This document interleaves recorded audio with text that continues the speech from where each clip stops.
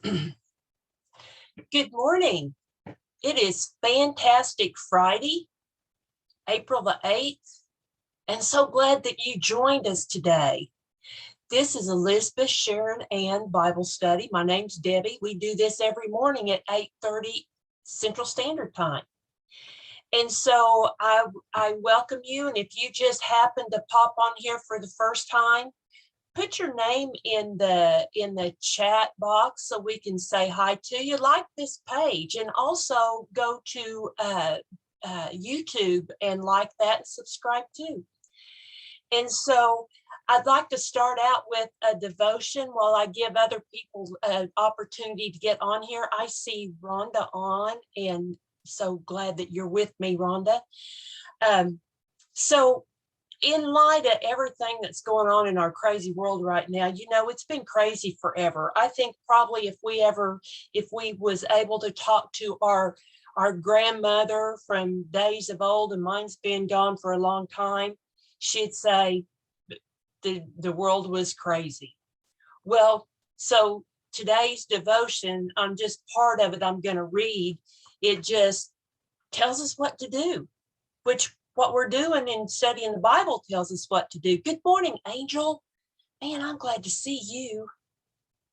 So today, as we get ready to kick off a fantastic Friday and go into the weekend, remember this: no matter how much darkness I see in the world around me, your light continues to shine on, for it is infinitely more powerful. See, I watched the news and I saw things on there that I didn't like. I couldn't believe I was seeing. I couldn't believe it was on TV. But I got to get my focus on him, because I belong to you. This light shines not only upon me, but within me. I live in the midst of a crooked and perverse generation. And this is an opportunity for me to shine as a light in the world. To do this, I must take time to bask in your radiant presence. You know, don't just rush through this day. This is Fantastic Friday. Take a moment to step back and just thank Jesus for everything that he's done for you this whole week. Ask him to transform you into his likeness. I am weak and sinful, but I long to live in ways that reflect your glory. And Psalms 62:8 says, trust in him at all times, you people. Pour your hearts out to him, for God is our refuge. You know, when you see the wars, you see the violence, you see, like, you don't know what's going to happen next, because that unknown door is there and they're getting ready to open it. We don't know what's coming out of it. God's our refuge. Step through his door today. All right, let's get started here. Deuteronomy 32:28 through 52. And I forgot one more thing. Put your prayer request in, and your praise reports. We want to share that and pray with you. Okay, Donna, I think I've got all of that on. I see my friend Donna on there. Okay, Deuteronomy 32:28 through 52. You know, Moses, this is a song. This is a song that Moses gave. Now, whether or not he had some kind of a tune to it, or if it was a Moses rap, I don't know. But this one little snippet I found in my Bible study commentary, it's talking about after Moses finished writing the book, he composed a song for the people to sing. In Exodus 15, and he had written another one, which is known to us as the 90th Psalm. So, you know, whenever we turn something into a song, we can probably remember that, because I bet you remember that little song that, and let's see, what do they call it? anyway, for like, I think McDonald's had a hamburger that had special sauce, lettuce, cheese on a sesame seed bun. I hope I got the right store, but I still remember that. And that's been years and years ago. Had they not, a jingle, had they not put it together in a jingle, we probably wouldn't remember all of that, but that's catchy. So now then, as he has done this, he's done something, and so they can remember their history, what God has done for them. And you know what? This would be a great weekend for you to write your family jingle. Have you ever thought about that? Start that today, and then let me know how that goes, because you know what? That would be awesome. That would be absolutely awesome. I'm going to do that. Okay, so I'm getting sidetracked here. So he says, but Israel is a senseless nation. The people are foolish without understanding. Oh, that they were wise and could understand this. Oh, that they might know their fate. Because he's been telling us all this time. The Lord has spoke through him. Just obey. Love me. Don't put any other idols in front of me. Just love me. He tells him in 31, but the rock of our enemies is not like our rock. Their grapes are poison. I'm hopping here, folks. 34, the Lord says, am I not storing up these things, sealing them away in my treasury? I will take revenge. See, we don't have to worry about taking revenge. So somebody has hurt your feelings, or they took something from you. You don't have to take revenge. Let God do that, and just give it up. That will take off some stress that you were trying to store up, and that increases your blood pressure, makes your stomach hurt, makes you feel bad. Oh, I could go on and on. I'll stop. Okay, so in 39 it says, look, now I myself and he, there's no other God but me. We need to highlight that. There's no other God. I am the one who kills and gives life. See, we have a reverent fear for God. He created everything. He says, I'm the one who wounds and heals. No one can be rescued from my powerful hand. See what God has in store for you today. If you're walking in his will, well, you know what? Maybe I shouldn't say if. The devil can't take that away. If God has something planned for you, it's going to happen. You might feel like that you're climbing hills to get there and mountains to get there, but it'll happen. Look at 43. It says, rejoice with him, you heavens, and let all God's angels worship him. Rejoice with his people, you Gentiles, and let all the angels be strengthened in him. See, Paul quotes chapter 32:43 when he calls the Gentiles to unite with Jewish believers in praising God. You'll find that in Romans 15:10. And then I want to get on over to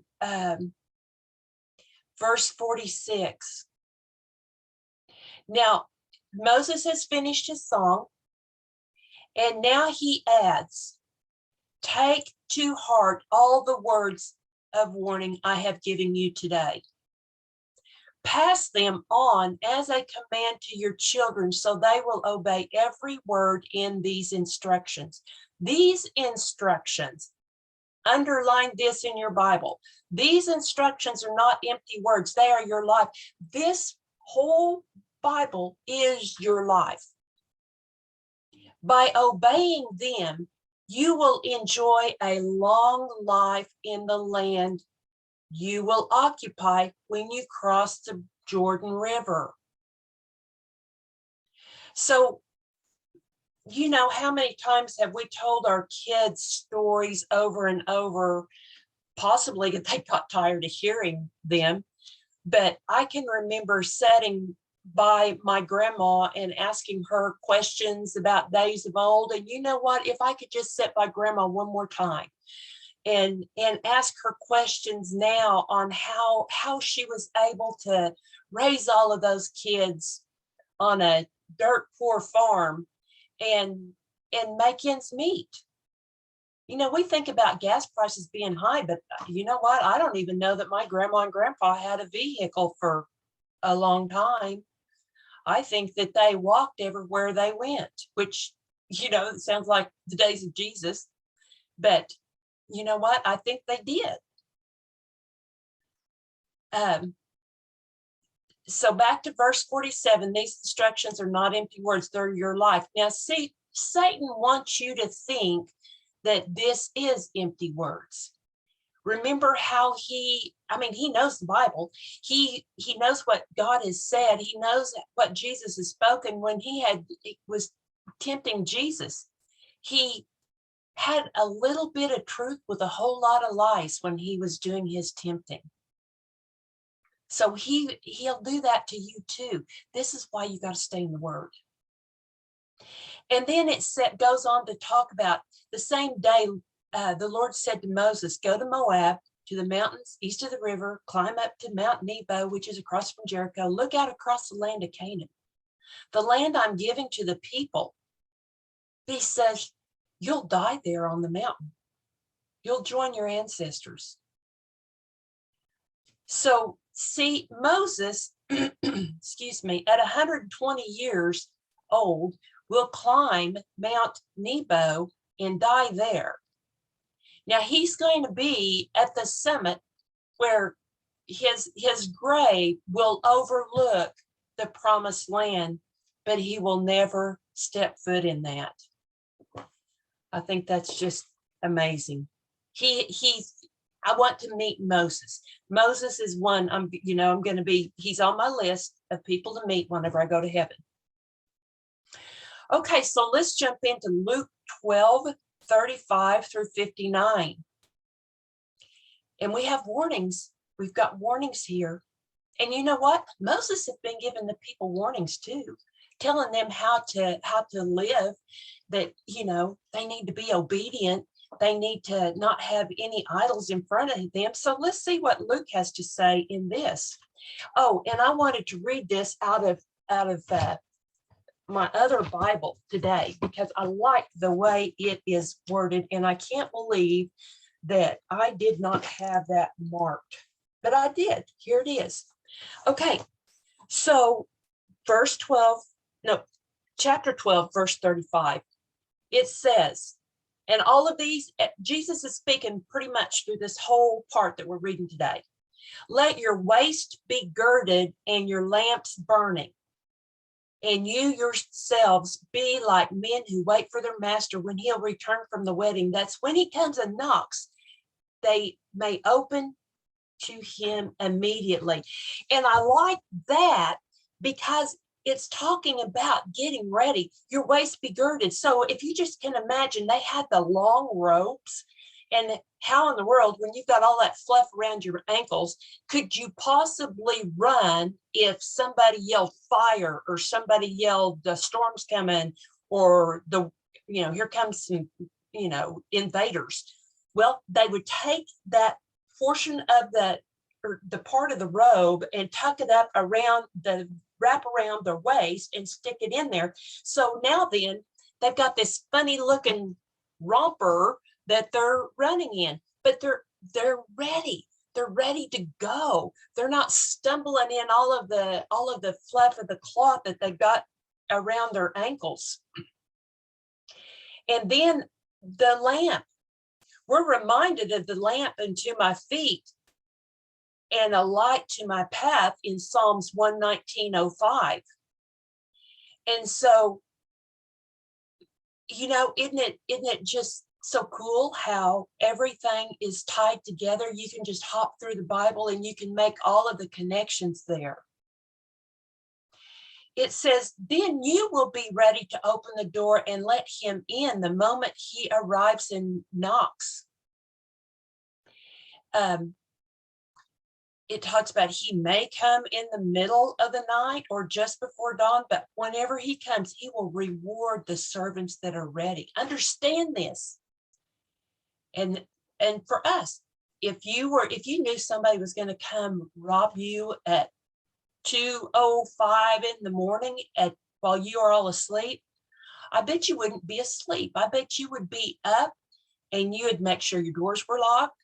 I bet you would have everything secured.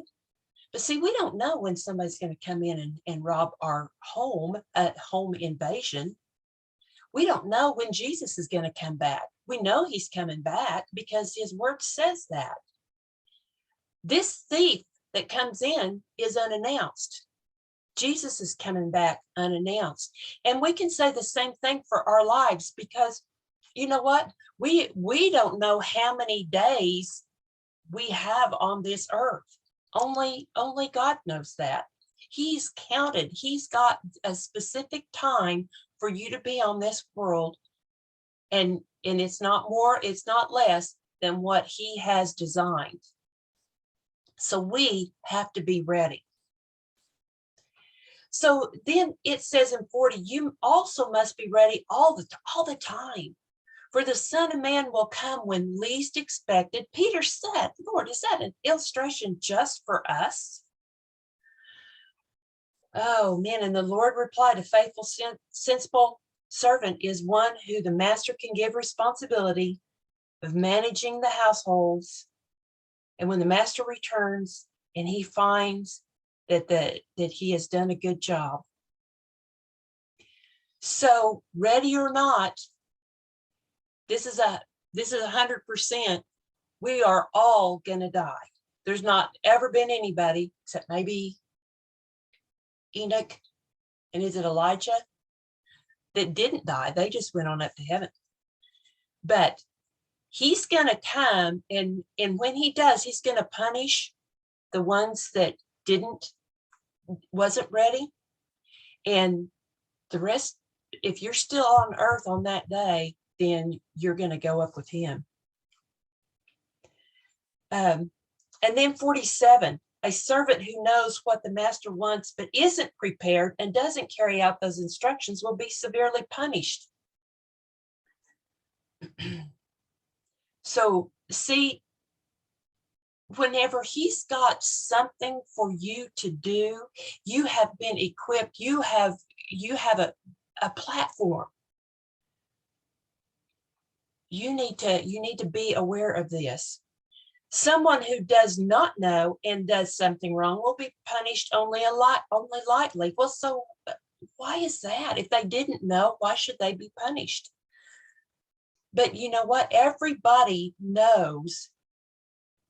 They know a moral code. They really do. They know the Bible. They may not read it. They may not have read through it, but they know what they should and should not do. And it sounds like there are degrees of punishment. I had watched a pastor talk about this, and he named off several scriptures in Luke, Matthew, and James about degrees of punishment on that. So anyway, I just made a few notes on that, but I didn't think I wanted to talk about that today. So he says on in 49, I have come to set the world on fire. I wish it was already burning. That sounds kind of mean, doesn't it? But no, he longed for his Father to come and end all of the evil and bring the full expression of his kingdom to earth. Jesus sees everything that's going on right now, and it breaks his heart whenever he sees the abuse and the neglect and the breaking of all of his commands, the idolatry.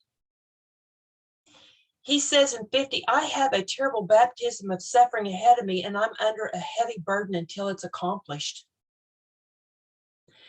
So let's see, what was my note on that one?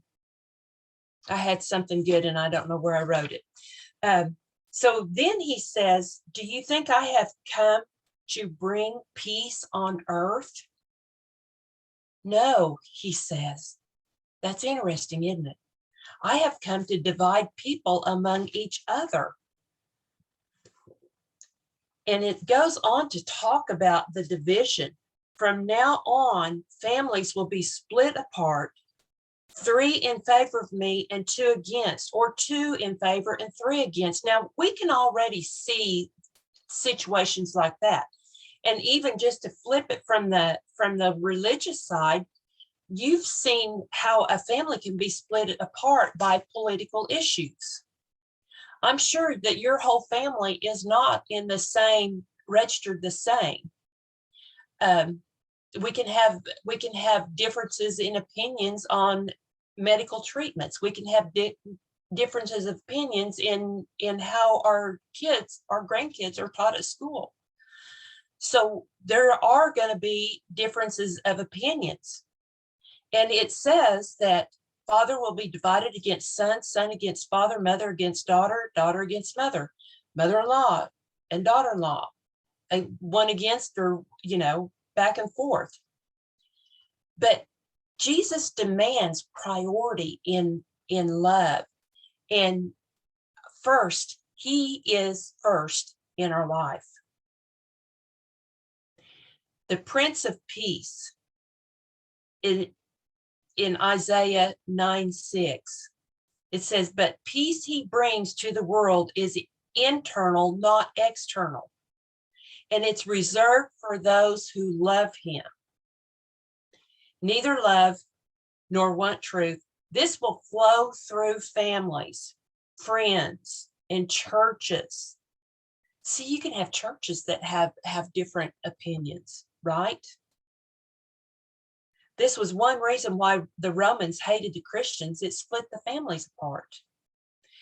I encourage you to get involved in your local church, and get a community of believers that you can be together with. But always make sure that it's a Bible believing church, that they preach the word. 54 through 56. Jesus turned to the crowd and said, when you see clouds beginning to form in the west, you say, here comes a shower, and you're right. When the south wind blows, you say, today is a scorcher, you fools. They can interpret the weather, but they don't know how to interpret the time. See, he used situations like this because the farmers did depend on the weather for their crops. They knew when to plant. They knew when to, when to sow. That was part of their life. They watched the sky for weather signs. And so with that, they probably focused so hard on that they didn't pay any attention to our Father. The times we're living now should give us a sense of urgency, because the stage is set for us. And I've got some notes on that. A rebuilt temple. Since 1948, Israel is a nation again, and hopes of a rebuilt temple continue to rise among a minority of Jews. Then there's a sort of world dominating confederation of nations. There's a political and economic world leader to arise. There's a false religion, a kind of economic system predicted for the last day. See, all of these are signs of things that's coming. Be ready for all of these. And your moment to be ready is whenever you're saved, whenever you've asked Jesus into your heart. So 57, it says, why can't you decide for yourselves what is right? When you are on the way to court with your accuser, try to settle the matter before you get there. Otherwise, your accuser may drag you before the judge, who will hand you over to an officer and throw you into prison. And if that happens, you won't be free again until you've paid the very last penny. Well, let me tell you, it's important to get right with God before we come to him as a judge. If anybody waits until you're standing before him, it's too late. The punishment of hell is eternal, just as life is eternal in heaven. So today's your day. Get right with God.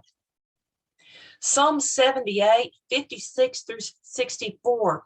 And I thought this was interesting because we've just been doing Deuteronomy, and it's Moses's song on their life in their traveling, in their journey. So here, these are lessons from Asaph. And of course, we've already started on Psalm 78, but it's the history continued. And he tells a story of the Jewish nation starting from coming out of Egypt through King David. And it was told over and over and over, so the generations would not forget God and make the same mistakes, because we don't, whenever we've done something crazy, it's just like whenever I'm cooking. I want my daughters to know when to add whatever ingredient is, because I've already done it wrong several times and I have finally learned. And so I'm going to teach them how to do it. And I might teach them over and over. I might do the same with my grandchildren. And in repeating things, you remember things. So this continues on in just for them to sing these songs over and over. We just, like in 57, he talks about they turned their back and were faithless as their parents. They were undependable as a crooked bow. And he's telling them, don't do that. He gave his people over to be butchered by the sword because he was so angry with his own people, his special possession. So there's reasons why history is good. We need to know where we've come from, where we've been, how we overcame. It gives us hope. It builds our faith. So be a history documenter of your family. Proverbs 12:24 says, work hard and become a leader. Be lazy and become a slave.